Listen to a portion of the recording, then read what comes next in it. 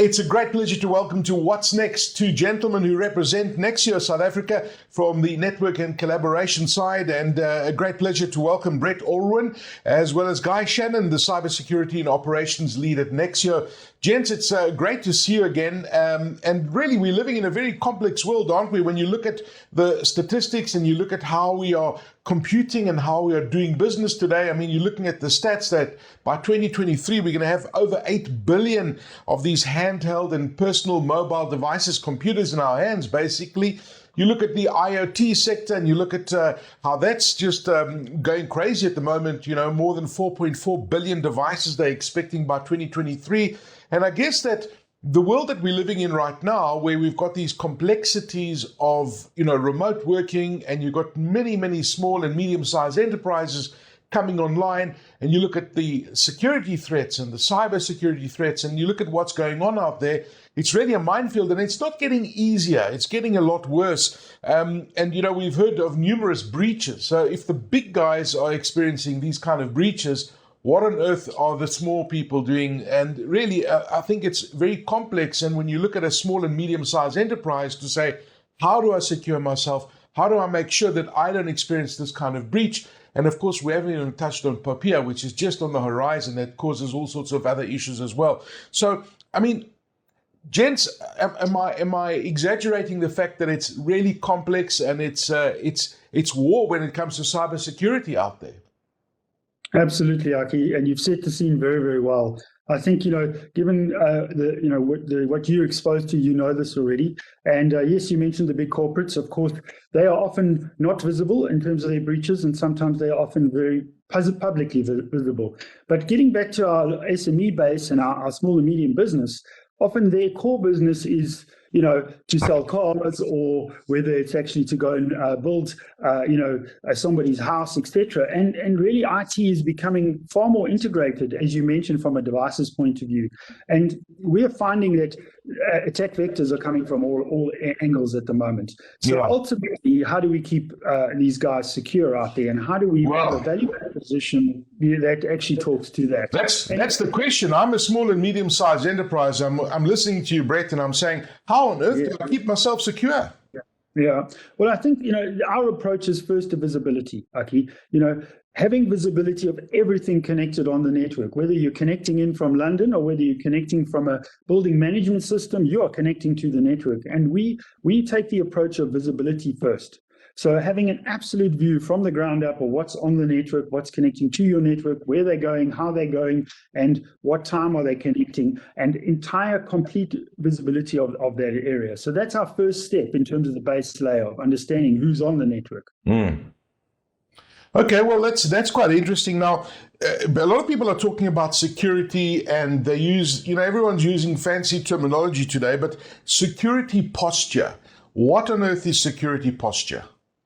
All right. Saki, perhaps I could use a personal analogy that we can all relate to, and that's, of course, our homes. So if we look at our homes, especially in South Africa, there are security controls that all of us have implemented. And as we look at as an example, you might have a high electric fence around your home. You may have some dogs in the yard. And so you think, I'm pretty safe. The perimeter or the edge of my home is taken care of. What's critical, though, is that you not only focus on the security controls you deploy, but also the vulnerable parts of your home. For instance, you might not have an alarm in the house. You might have large windows with no burglar bars. And so that vulnerability could leave you to easy attack and access to your home. And I think if we relate that to business, we can see that businesses might feel assured that they've got a number of controls in place, but it's critical that they keep in mind the easy access or vulnerable parts of their business. And that speaks to their posture 360 degrees around the business, and the risks posed by having those vulnerabilities. And I think every business can relate, but especially the SMEs, in that our budget and resourcing is extremely stretched. So it becomes critical that you have your security posture well enumerated with management. They understand where the vulnerabilities and risks are, so they can use a more informed surgical approach in allocating those very stretched resources and budgeting. That 80-20 principle, you've got 20% resources and budgeting that needs to be 80% effective. And I'm putting my neck out on the block here by saying it's simply not possible to make every aspect of your business bulletproof. So that's why you need to have a much more clinical, surgical approach in allocating your security controls and making sure you just get bang for your buck, just the most effective deployment of these. I like that analogy that you used because, I mean, at the end of the day, as you were talking, I was just thinking about your average business, and the loopholes and the Achilles heels that are within that environment.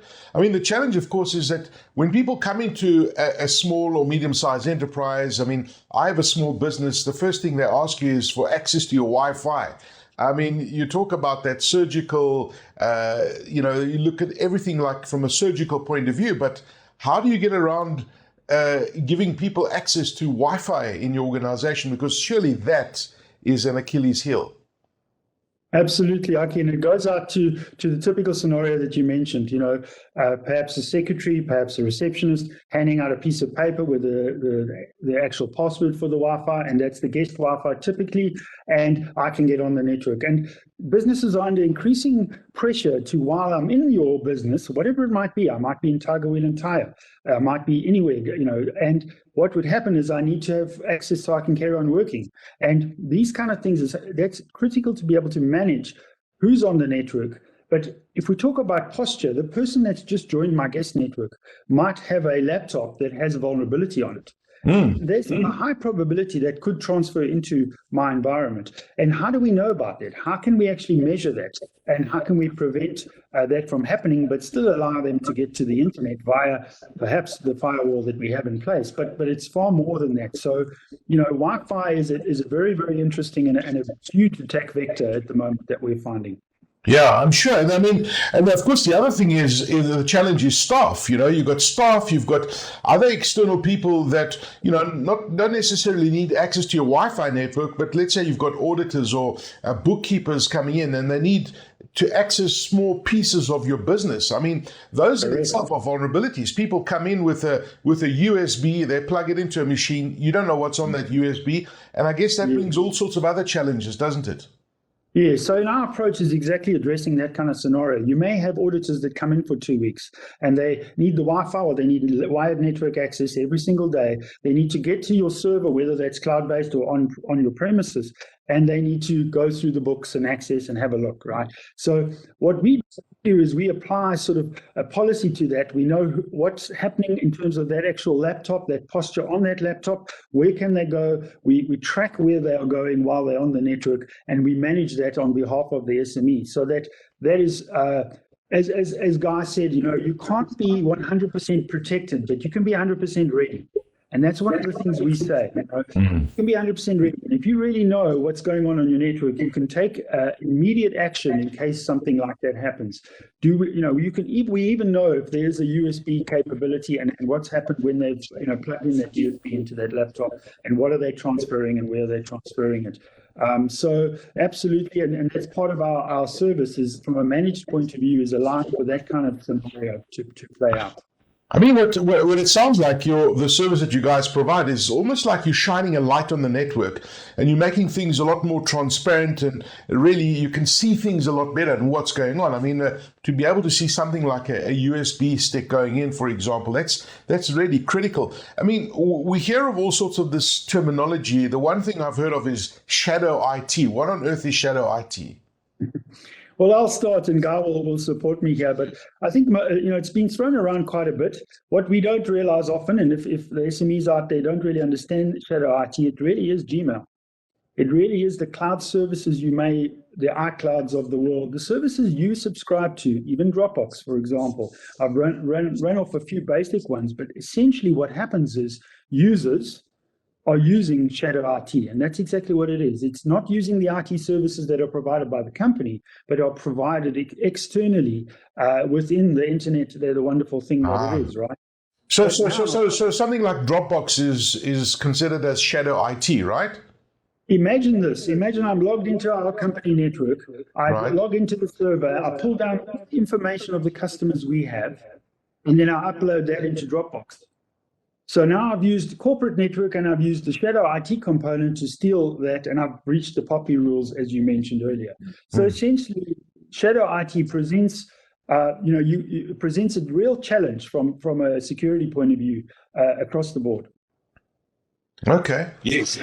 And then if I can just add another element to what Brett was saying. So shadow IT is when you're not in compliance with the security policies and controls mandated by the company. And the cloud is a huge concern.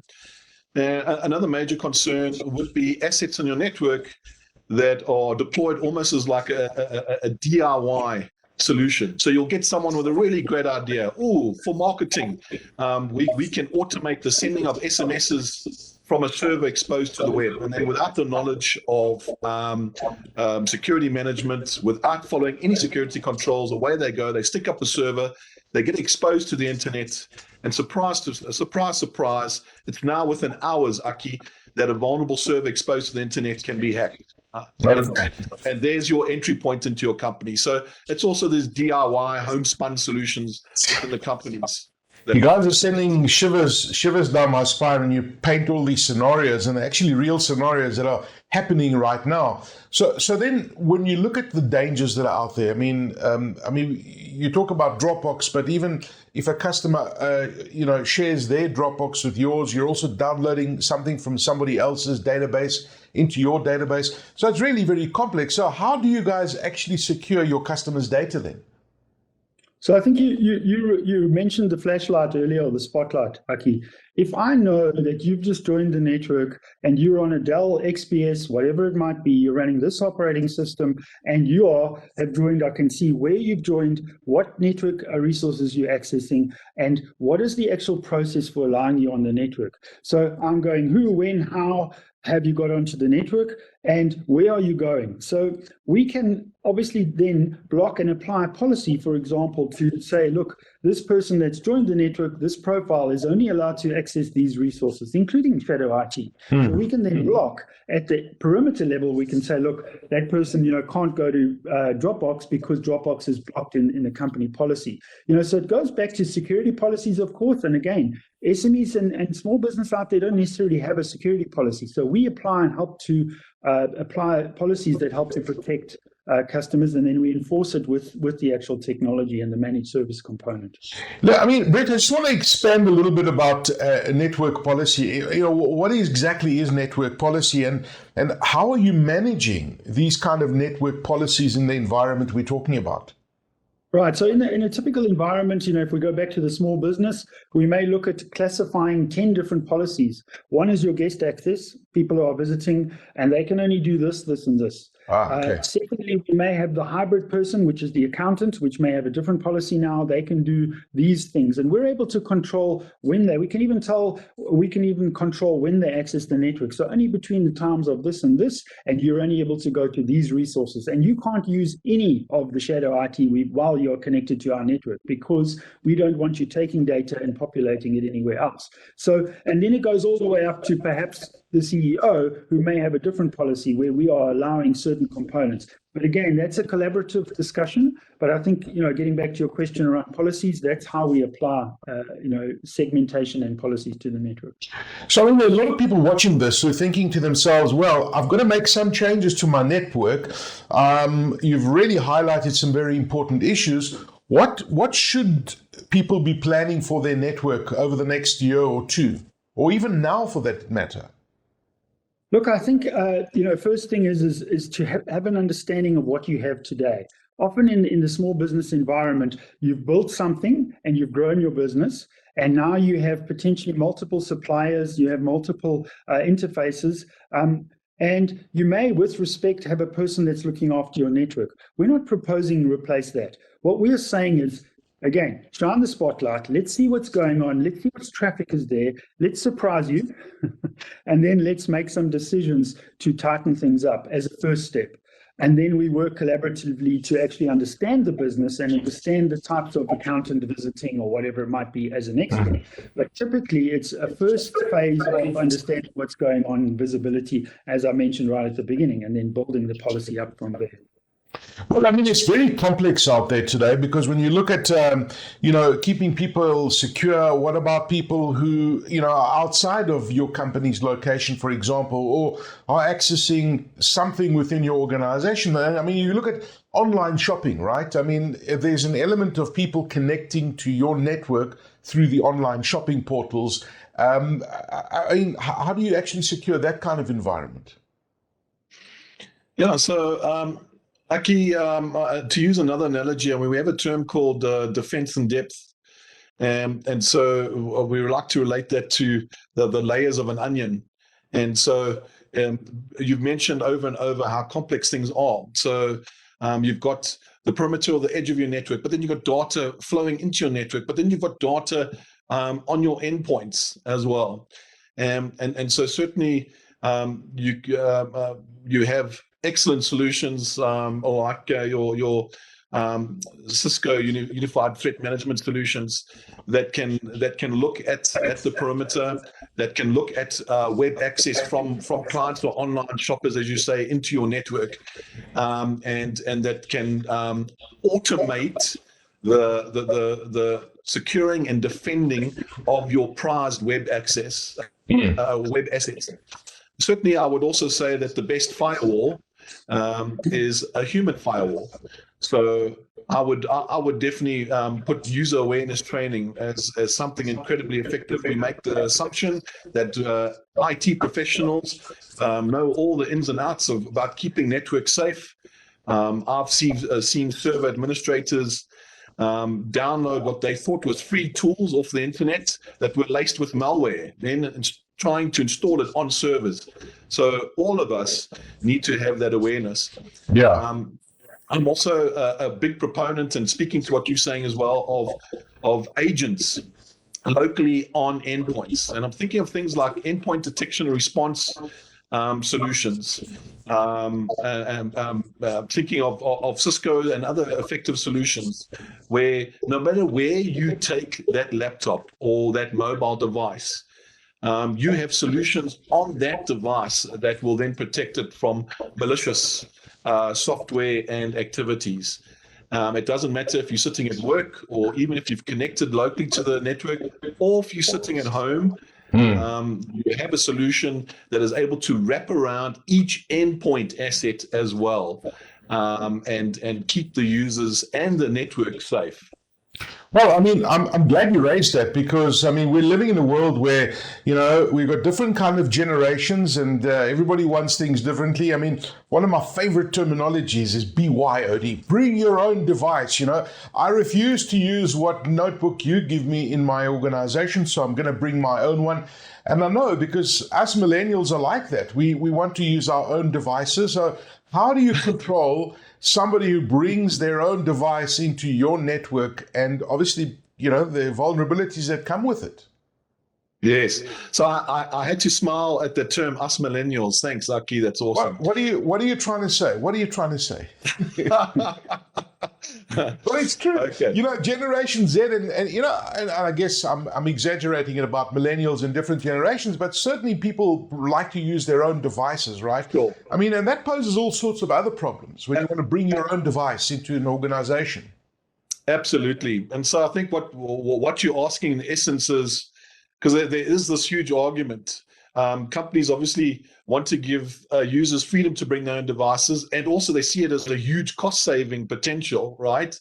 But then the big question is, okay, can companies keep the bring your own devices as safe as company-provided devices? Are we introducing risk into our business by allowing people to bring their own devices? So the short answer is yes, you can keep user-owned devices as safe as corporate provided devices. But the long answer is it depends on the user. So there are users that will push back on their privacy and functionality rights and say, sorry, we don't want the monitoring software, monitoring my web activity and monitoring my data activity on the device. We don't want restrictions and controls, for instance, saying that now I'm not allowed to install anything.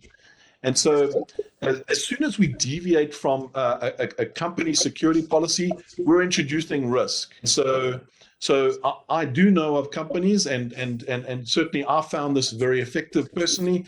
Companies will say, if you want to access our company's network and resources, you need to abide by our security policies.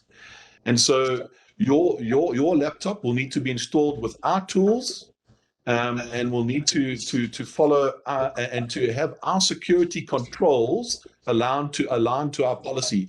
We will then allow you onto our network.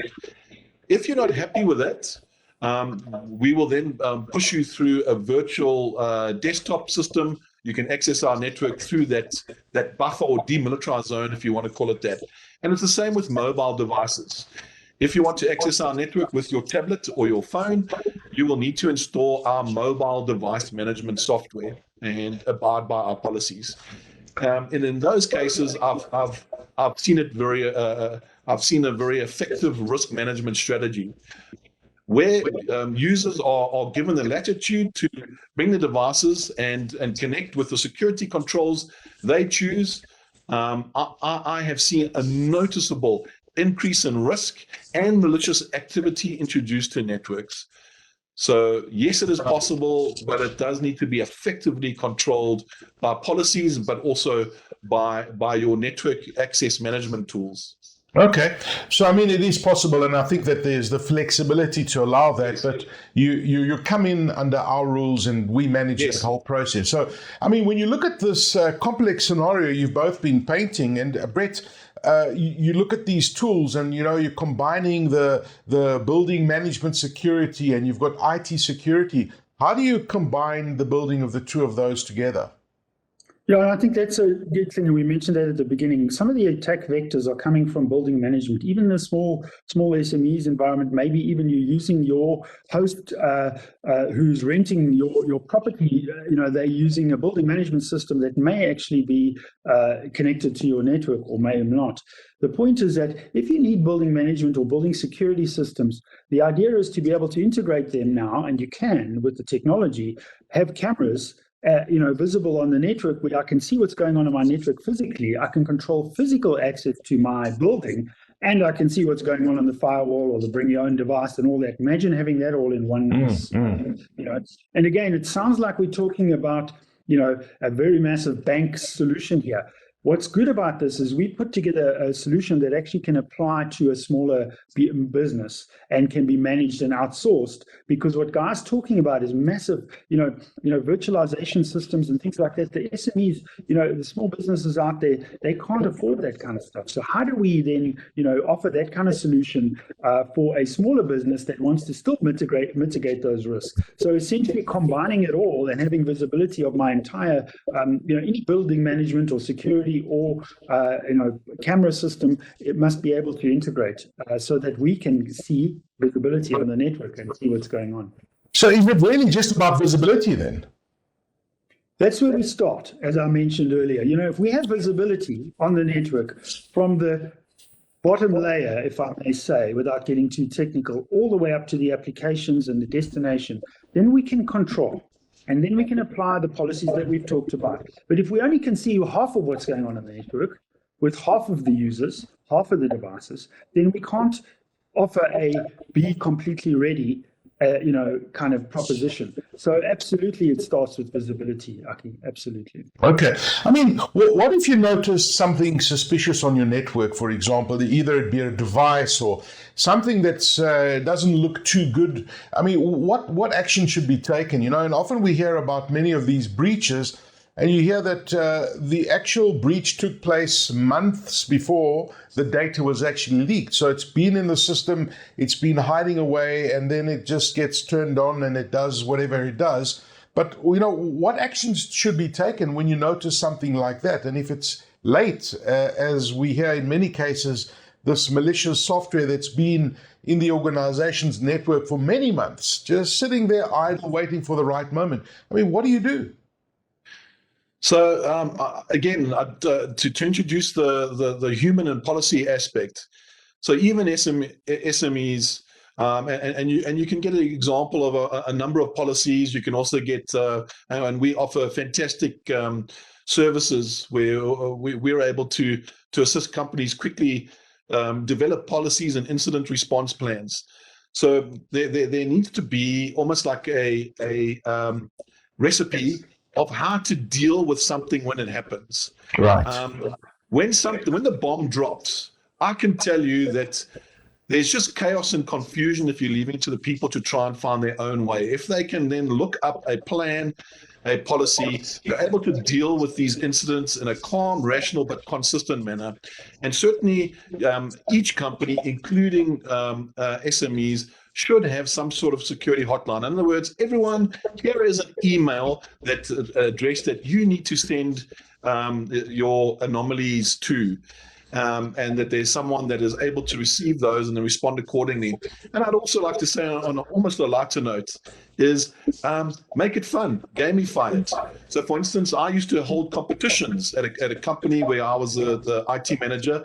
And I would say to people, if you think something funny like an email that's very weird, the person that sends me the most funny emails that should be blocked gets the prize at the end of the week. And so you can actually make it fun, and you can almost incentivize and get the guys competing against each other to look for those anomalies or risk in the network. Then from the very important people and process side, I do need to talk to technology quickly as well. And that there's fantastic solutions that we offer that can automate the process of detecting malicious activity, suspicious activity in the network, and then either eradicating or removing those malicious components or taking that risky asset off the network. And I think that's critical for SMEs. As I've mentioned before, resourcing is tight.